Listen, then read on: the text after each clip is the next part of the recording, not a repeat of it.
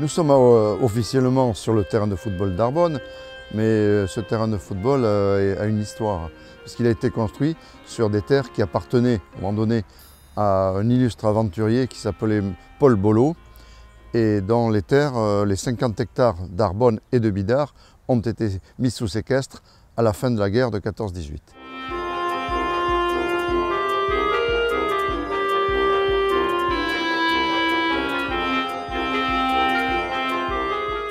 Paul Bolo, au moment donné, se fait appeler Bolo Pacha. Il est nommé conseiller financier du Khedive d'Égypte dans les années 1908.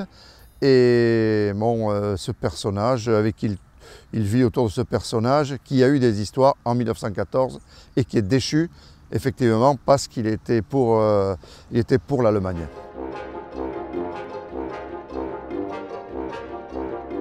Ce Paul Bolo, il faut revenir bien en arrière, parce que ce Paul Bolo est né en 1867 à Marseille, qu'on qualifie d'aventurier, comme on disait à l'époque, plaisant fort aux dames et aussi aux hommes politiques, puisqu'il a été mêlé à tout un tas d'affaires autant commerciales que politiques. Après avoir fait quelques études de dentiste, il va s'installer en Espagne, où il commence à faire le commerce de tableaux.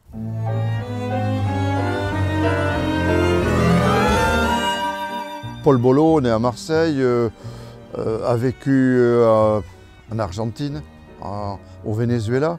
Il est parti en Amérique du Sud parce qu'il a eu des problèmes, bien sûr, avec la police. Il est allé se cacher là-bas et il est revenu une vingtaine d'années après. Il revient avec beaucoup d'argent.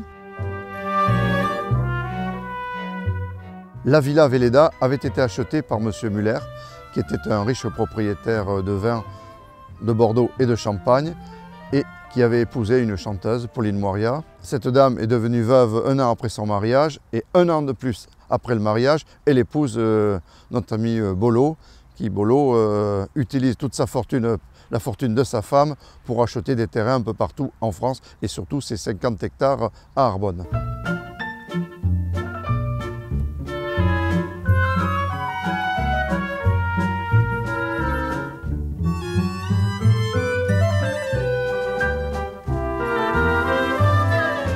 Bolo achète ces terrains à M. Hennebut. C'est des terrains après toute une succession. C'était des terrains agricoles. C'était une grande ferme avec des terrains. Et Bolo était très intéressé par la partie agroalimentaire, puisqu'il avait fondé la Confédération internationale agricole. Il a été président et dans ses œuvres philanthropiques, il soutenait l'agriculture. Alors on pense qu'il voulait y faire quelque chose lié à l'agriculture, c'est-à-dire pratiquement ce qu'il y a actuellement, puisque la PJH 64 qui gère ces terrains de nos jours, il y a ces vergers et ces cultures.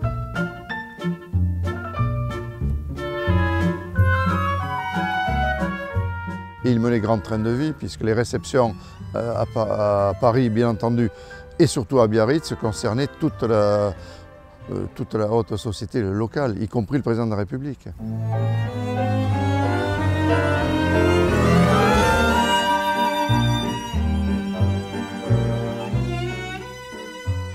Le problème de Paul Bolo, c'est que pendant la guerre de 14, Paul Bolo s'occupait d'un journal qui s'appelait Le Bonnet Rouge, qui faisait de la propagande pratiquement anti-française, c'est-à-dire qui demandait la cessation des combats et qui demandait de se soumettre à l'Allemagne. Et on a trouvé en 1917 que sur le compte en banque de Paul Bolo, 11 millions de Deutschmark avaient été versés par l'étranger.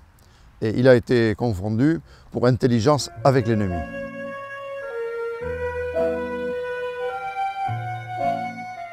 Un autre gros problème qu'il a eu, c'est que Paul Bolo était bigame.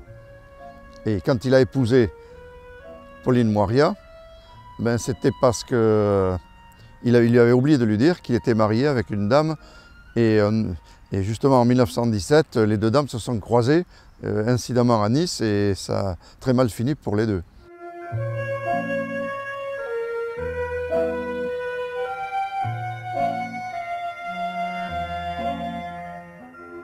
Le procès de Paul Bolo a été instruit par l'inspecteur Bouchardon. C'est le même inspecteur qui, quelques mois avant, avait instruit l'affaire Matahari, qui a amené Matahari justement pour trahison aussi à l'exécution. Et c'est une période en fin de guerre de 14, au début 18, où on ne faisait pas de cadeaux aux gens qui travaillaient avec l'ennemi. Il y a eu des mutineries dans les combats. Il fallait en finir avec cette guerre.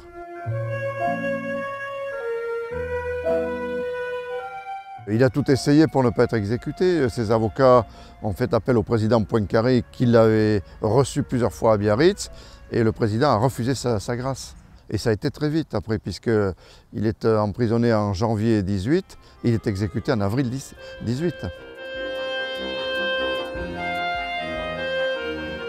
La vraie histoire de Bolo Pacha, c'est un petit peu l'histoire du Préventorium Narbonne qui n'aurait jamais existé s'il n'y avait pas eu Bolo Pacha.